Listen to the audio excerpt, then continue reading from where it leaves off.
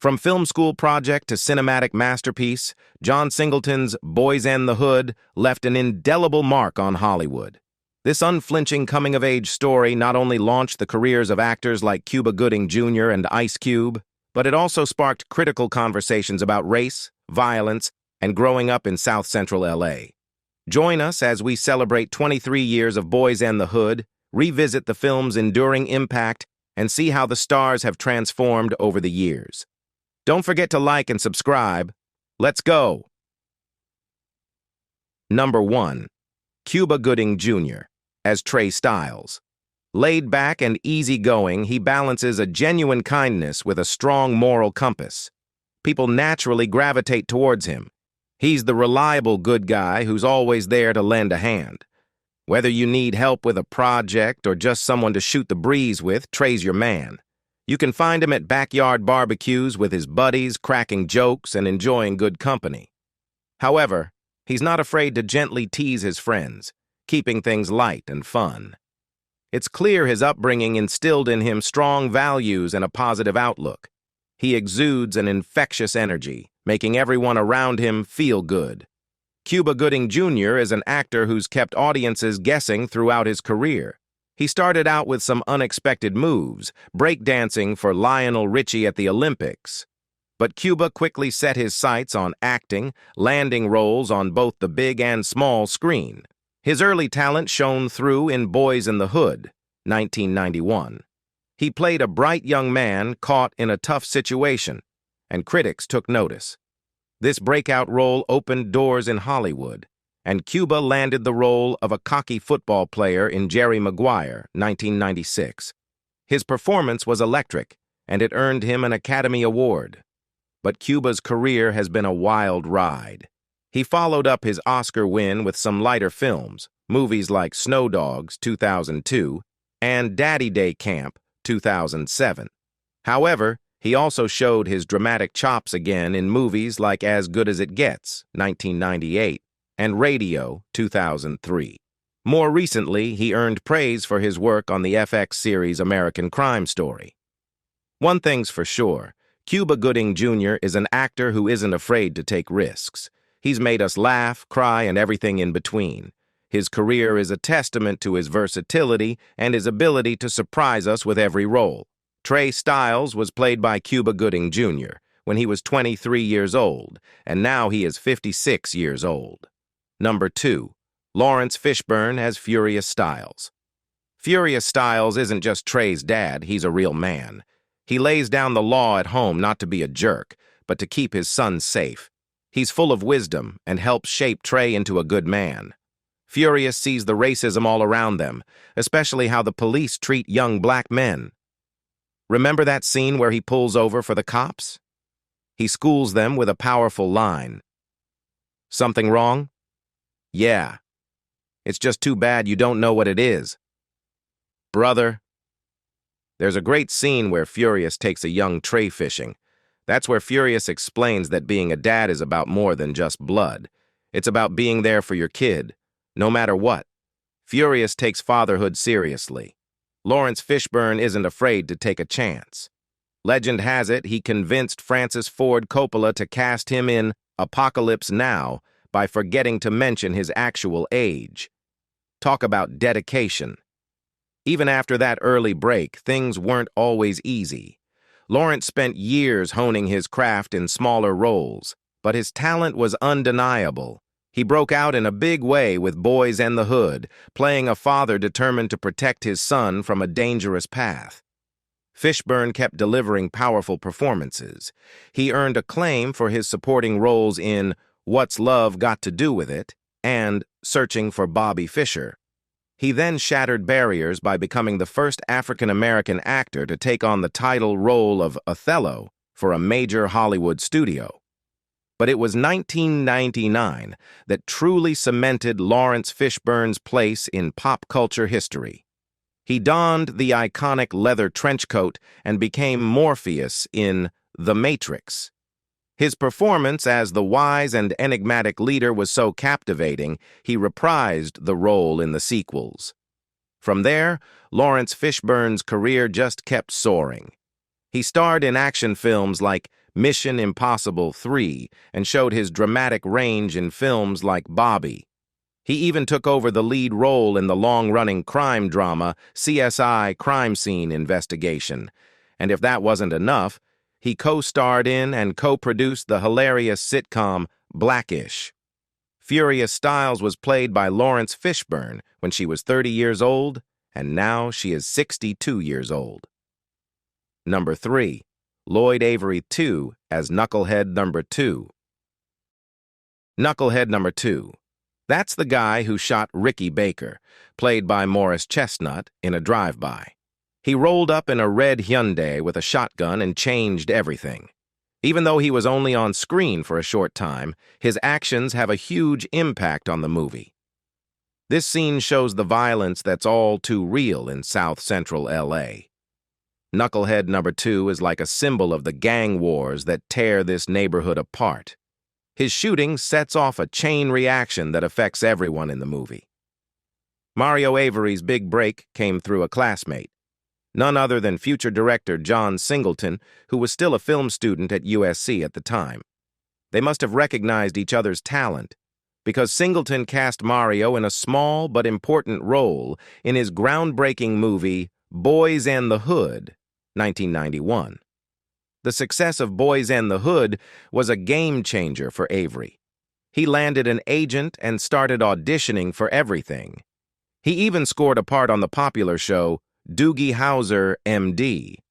But Mario wasn't just about acting. He also had a passion for music. He produced the lead single Push on the debut album of singer-actress Tisha Campbell, a song that went on to be featured in an episode of the hit sitcom Martin. Clearly, his talent was multifaceted. Thankfully, his friend Singleton hadn't forgotten about him. Avery landed another role in Singleton's next film, Poetic Justice, 1993. After a short hiatus, Avery returned to the big screen in 2000, starring in Lockdown and the independent film Shot the following year. This dude's got hustle. Knucklehead Number 2 was played by Lloyd Avery II when he was 22 years old. Sadly, he was murdered on September 4, 2005, in Crescent City, California, at the age of 36, after being strangled by his Pelican Bay State Prison cellmate, Kevin Roby, as part of a satanic ritual that was intended as a warning to God. Number 4. Ice Cube as Doughboy's a tough cookie. He grew up on the streets of Inglewood, and it shows. He's got a chip on his shoulder a mile wide, and all he sees is trouble. Gang life seems like the only option, which makes him yell at the TV news all the time. They just don't get it, he thinks. Compared to his innocent little brother, Doughboy's like a seasoned pro when it comes to surviving on the streets. He hangs out with his buddies, playing dominoes and knocking back beers. Life's a struggle for Doughboy, but he's learned to be hard on the outside. Ice Cube is a true icon. He's a rapper, an actor, a director, a producer. You name it, he's done it. He started rapping in high school and adopted his now famous stage name.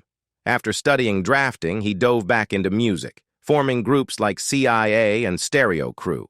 His talent caught the attention of Dr. Dre, who invited him to join NWA, the groundbreaking gangsta rap group. They made waves with their raw lyrics and portrayal of street life in Compton. Cube wrote a lot of their music, but left the group due to management issues. Ice Cube went solo in 1990 with his controversial album Mary Kay Keika's Most Wanted. He continued to push boundaries with his music, but also showcased his acting chops in John Singleton's Boyz and the Hood, 1991. The 90s were a busy time for Cube. He released hit albums like The Predator and Lethal Injection, all while building his acting career. He starred in movies like Trespass, Higher Learning, and the cult classic stoner comedy Friday, 1995, which he also wrote and produced. Ice Cube kept it rolling in the 2000s. He balanced music with films like Three Kings, with George Clooney and the hilarious Barbershop franchise. He even took a surprising turn in the family comedy Are We There Yet?, 2005. The 2010s saw Cube maintain his success. He released more albums, appeared in action comedies like 21 Jump Street with Kevin Hart, and even voiced a character in the animated hit The Book of Life. He also served as a producer for the NWA biopic Straight Outta Compton. Doughboy was played by Ice Cube when he was 22 years old, and now he is 55 years old. Number 5. Mia McGee as female club member. One woman at the club just had enough. She spoke up, begging for a night without violence. You could hear it in her voice. How tired she was. How much she just wanted some peace. It's a tough neighborhood, but this woman wasn't giving up. It took guts to speak out, especially when things can get heated. But she did it anyway. She's like a lot of people there, trying to survive and hoping for something better. Her plea was a reminder that even in the worst situations, people still yearn for peace. Mia Bell has been in and out of the entertainment business since childhood, performing in local talent shows and beauty pageants in Cleveland, Ohio. Growing up in a big, blended family with siblings who often mingled with criminals, Mia developed a sharp street sense early on. She learned to stay out of trouble and seize opportunities, excelling as an honor student despite her challenging environment. A summer program in arts and entertainment for underprivileged kids ignited her passion for the industry. After a few semesters at Kent State University studying fashion merchandising and dance, she left for Hollywood in the late 80s. There, Mia quickly found success dancing and modeling in music videos, touring with top R&B and hip-hop artists, and landing recording contracts. Although she never achieved a hit record, Mia appeared in movies like Why Do Fools Fall in Love, Thicker Than Water, and Boyz in the Hood. She was even a featured guest on The Oprah Winfrey Show, where Oprah praised her resilience. Mia later released a successful self-titled calendar, became a top-performing real estate and insurance agent, and earned significant commissions.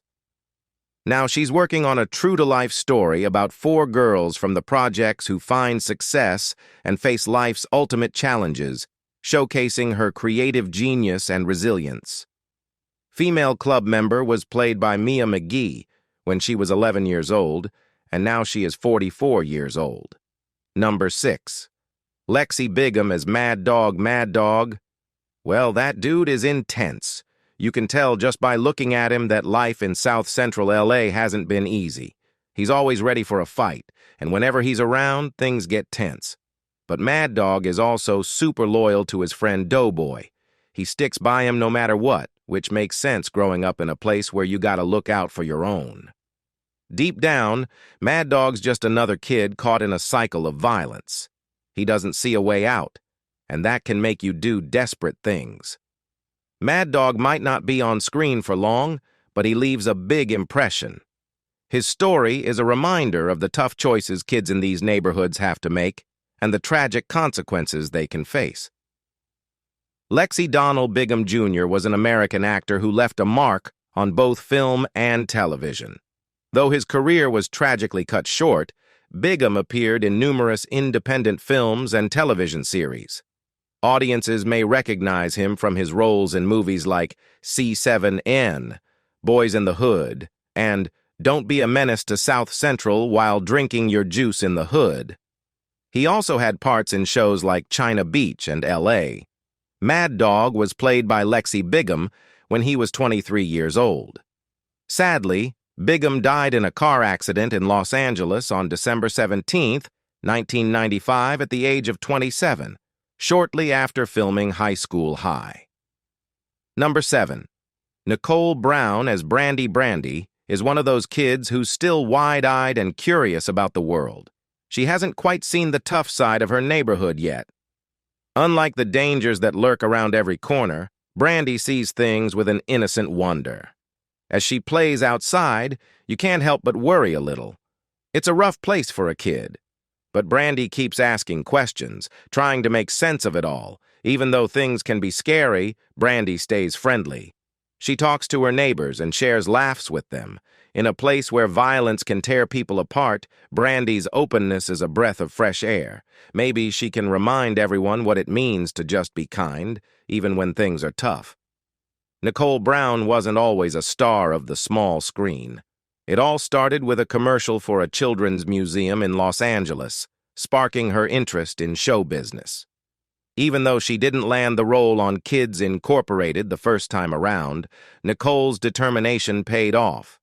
She rejoined the cast in 1992 for the final seasons, playing the character who shared her own name. But Nicole's talents extended beyond acting. In 1992, she even appeared in a commercial for Rappin' Rockin' Barbie. After leaving the world of acting in 1997, Nicole took a different path in the entertainment industry, becoming a producer in 2003. This creative shift showed her versatility and desire to stay involved in the world of entertainment. Brandy was played by Nicole Brown when she was 10 years old, and now she is 44 years old. Number 8. Morris Chestnut as Ricky Baker Football is Ricky's way out. He throws his heart and soul into the game, figuring it's his ticket to a better life. It's inspiring to see him hustle so hard, even though things around him are tough. But life in South Central can be brutal, and Ricky isn't immune to that. Tragedy strikes, leaving a lasting impact on everyone who knew him. Ricky's story is a reminder of the struggles young black men face in these neighborhoods and the potential for things to take a bad turn despite their best efforts. After his dreams of professional football fell short, he landed a powerful role in John Singleton's Boyz and the Hood, 1991. This impressive debut launched him into the spotlight. Chestnut quickly built a diverse resume.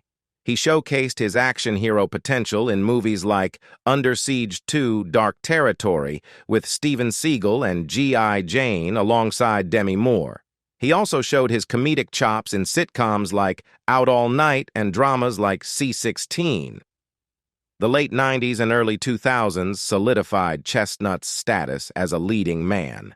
He starred in the critically acclaimed The Best Man, the romantic comedy The Brothers, and the action flick Half Past Dead with Steven Seagal.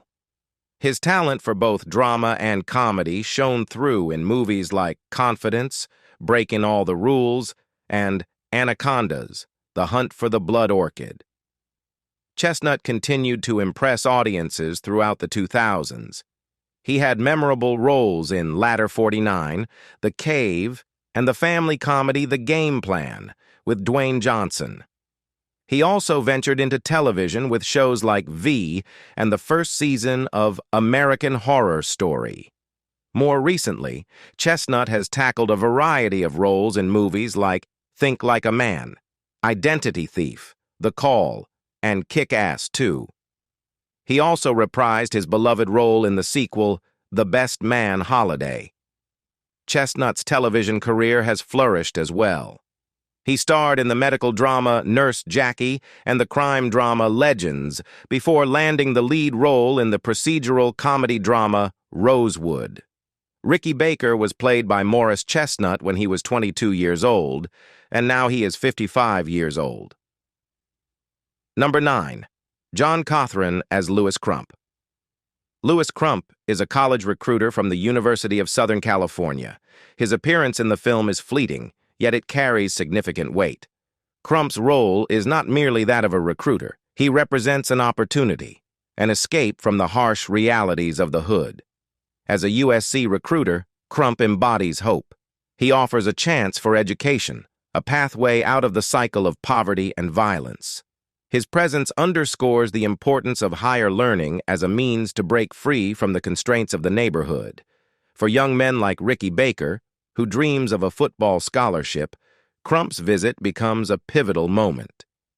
Shrouded in a bit of mystery, John Cothran emerged on the acting scene in 1979 with a role in the comedy A Pleasure Doing Business. Not much is known about his early life, but his talent clearly spoke for itself. Cothran's big break came in 1990 when he landed a recurring role on the drama series Brewster Place. Since then, he's been a familiar face on both the big and small screens. From lending his voice to iconic video games like Grand Theft Auto V to appearing in shows like The Last Ship and Shark, Cothran has displayed his versatility across genres. He's even ventured into the world of sci-fi with appearances in various Star Trek series, including The Next Generation, Deep Space Nine, and Enterprise. His filmography also boasts titles like Rango and Criminal Minds, proving his range as an actor. John Cothran may keep his personal life private, but his acting career speaks volumes. He's a talented performer who has consistently graced our screens for over 4 decades. Louis Crump was played by John Cothran when he was 44 years old, and now he is 76 years old. Number 10. Angela Bassett as Reva Stiles. Reva Stiles is one tough cookie. She's raising her son Trey on her own in South Central LA, and it ain't easy. But Reva is strong and she's determined to give Trey a good life. When Trey gets into trouble at school, Reva makes a heart-wrenching decision. She sends him to live with his dad, furious, hoping he can straighten him out. It's a tough choice, but Reva loves Trey more than anything and wants him to become a good man. Even if it means they have to be apart for a while, Reva knows this is the best thing for her son. Golden Globe-winning actress Angela Bassett is often associated with her notable roles as African-American cultural figures like Rosa Parks, Betty Shabazz, and Tina Turner, all of whom she portrayed on the big and small screens to critical acclaim. Movies like What's Love Got to Do with It and Malcolm X showcased her incredible talent for portraying strong black women who made history. But Angela Bassett is more than just historical figures. She can also play the relatable modern woman we see ourselves in. Films like How Stella Got Her Groove Back, 1998, and Meet the Browns, 2008, prove her versatility. Her background in theater shines through in her performances. Her expressive face and undeniable beauty are captivating, but it's her raw talent that truly sets her apart. No wonder she's racked up nearly a dozen NAACP Image Award nominations. Angela Bassett moves effortlessly between film and television, comedy and drama. She's a master of her craft, leaving audiences in awe with every powerful character she brings to life. As she ages, she keeps surprising us. From the action-packed Olympus Has Fallen to the chilling American Horror Story, she continues to redefine what it means to be a leading lady in Hollywood. Reva Stiles was played by Angela Bassett when she was 33 years old, and now she is 65 years old. Number 11. Jesse Lawrence Ferguson as Officer Coffee. Coffee's a bully with a badge. He picks on people who can't fight back, especially young black men like Trey and Ricky. He pulls them over for no reason, searches them way too roughly, and shoves a gun in their face while yelling insults. It's no wonder Trey cracks under the pressure. Coffee straight up hates black people. He talks about them like they're not even human. He even tells a guy he should have killed a robber because it would mean one less racial slur on the streets. He treats Trey the same way just because Coffee thinks Trey might be in a gang. There's a sad reason behind Coffee's anger. His son was killed by a gang, which might explain why he's so quick to violence, but that doesn't make it okay for him to take it out on everyone else. This actor was born and raised in the Bronx, New York, until his family moved to Chicago in the mid-50s. He didn't get his big break until 1979 on Starsky and Hutch, but then he went on to star in some memorable movies. You might recognize him from Boyz in the Hood, that creepy John Carpenter flick Prince of Darkness, or even Sam Raimi's Darkman. He's also appeared in shows like Star Trek The Next Generation and some fun cult classics like Buckaroo Banzai. Officer Coffee was played by Jesse Lawrence Ferguson when he was 50 years old. Sadly, Ferguson died of a heart attack at age 77 on April 26, 2019. Number 12. Tyra Farrell as Mrs. Baker. Mrs. Baker puts all her eggs in Ricky's basket. He's the golden child, the one she hopes will get them out of the rough part of town. She sees college and football as their ticket out and pours all her energy into him. The problem is, this leaves her other son, Doughboy, out in the cold. She's hard on him, blames him for Ricky's death, which isn't fair at all, and just lets loose on him all the time. It's like she's so mad about her own dad leaving that she takes it all out on Doughboy. It's messed up, but that's how it is sometimes. Tyra Farrell is a true chameleon of acting. She's a highly skilled performer who can seamlessly transition between different mediums, captivating audiences on stage, television, and film. Early in her career, she even graced the prestigious Broadway stage with a role in a production celebrating the legendary Lena Horne. The 1980s saw Farrell make her mark on both the big and small screens. She landed roles in movies like So Fine and television shows like Hill Street Blues and The Twilight Zone. Her talent for diverse characters was evident early on. Farrell's career took a significant leap in 1987 with her first major TV role in the drama The Bronx Zoo. She continued to build her resume with recurring appearances on shows like Square One Television and 30-something. In 1990, she joined the cast of the sitcom City alongside Valerie Harper. But Farrell's true talent shone brightly in 1991. That year, she demonstrated her incredible acting range with two vastly different yet equally impressive performances. In Spike Lee's thought-provoking Jungle Fever, she portrayed a captivating and intelligent woman who catches the eye of John Turturro's character.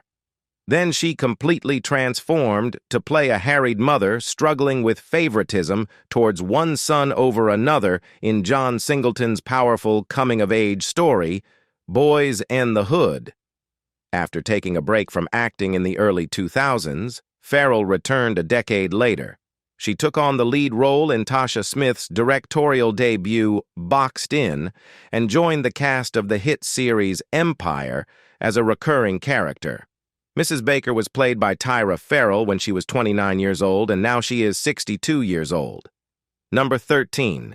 Regina King as Shalika is a straight shooter. She's not afraid to call things out like she sees them, especially when it comes to how people treat women. Doesn't matter if it's name-calling or guys shoving past them at a barbecue to get food first, Shalika will speak up for what's right. She knows what's going on and isn't afraid to fight for respect. On top of that, she's got her friends' backs and won't take any nonsense from anyone. Shalika's a strong, independent woman, and that's what makes her such a great character. Regina King started acting young, landing a role on the sitcom 227 while still in high school. She balanced acting with studies, appearing in John Singleton's Boyz and the Hood during college. King's career blossomed in the 90s.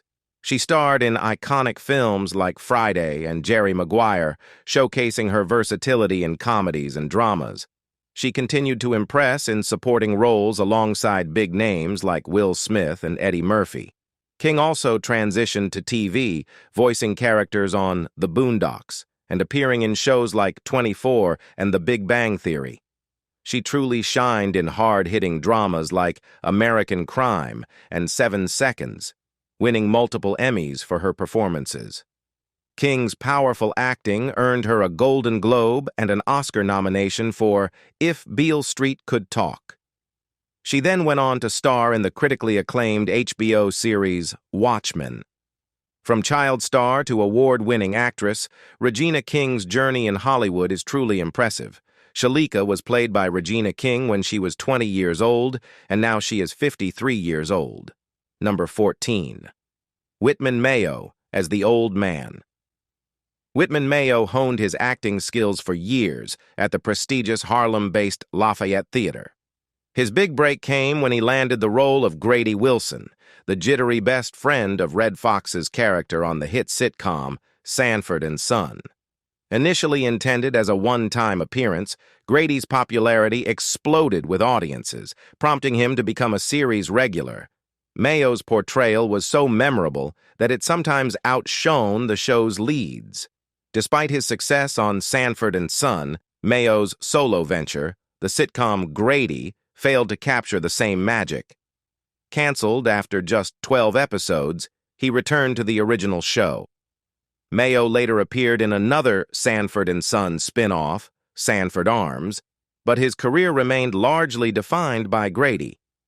While he continued to work steadily on television and film, primarily in supporting roles, he struggled to break free from this iconic character.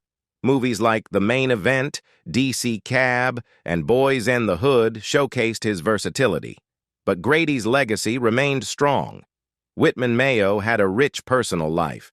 He married a few times, including Melva Washington in 1956. Later, he settled in Atlanta with his wife Gail until his passing in 2001. Interestingly, his son Ron went on to become a politician in Georgia number 15. Yolanda Whitaker, as Yo-Yo Don't Mess with Yo-Yo, whether she's rapping or cooking, she's got this confidence that just shines through. As a rapper, she's all about strong women, you know, the kind who can overcome anything. Remember Martin? She played Kilolo, that hilarious friend to Martin's character Shenane. Yo-Yo's quick wit and fun personality always cracked everyone up. She's done more than just music, though. You might have seen her in movies like Boys in the Hood or Sister Act 2. Now she's even got her own cooking show, Downright Delicious with Yo-Yo. Yo-Yo is a force to be reckoned with in both the music and film industries. Known for her sharp lyrics and complex persona, she's a pioneer among female rappers. Yo-Yo gained recognition with her appearance on Ice Cube's It's a Man's World in 1990. The next year, her debut single, You Can't Play With My Yo-Yo, became a hit, launching her career. Her debut album, Make Way for the Motherlode, reached the Billboard Top 100. Yo-Yo also made her film debut in Boyz and the Hood, 1991. Throughout the 90s, Yo-Yo balanced music and acting. Her sophomore album, Black Pearl, was critically acclaimed, and her third album, You Better Ask Somebody, featured hit singles like I Be Win Wit My Crewin' and the Bonnie and Clyde theme. She also appeared in films like Menace to Society, 1993, and Sister Act 2, Back in the Habit, 1993. In the mid-90s, Yo-Yo focused more on acting, appearing in shows like New York Undercover and Martin. Her 1996 album, Total Control, took a more R&B-infused direction, but faced legal issues and ultimately failed to gain traction. Despite this setback, Yo-Yo continued acting, appearing in films like Sprung, 1997, and television shows like The Jamie Foxx Show, 1996. Yo-Yo's 1998 album, Ebony, went largely unnoticed, leading to her departure from her record label. Undeterred, she continued acting in films like Beverly Hood, 1999, and lent her voice to video games like Grand Theft Auto San Andreas, 2004. Yo-Yo remains a respected figure in hip-hop and continues to be active in the entertainment industry. Yo-Yo was played by Yolanda Whitaker when she was 20 years old, and now she is 55 years old. What are your favorite Boyz and the Hood characters? Share your thoughts in the comments below. Don't forget to like and subscribe for more classic sitcom tributes. See you next time.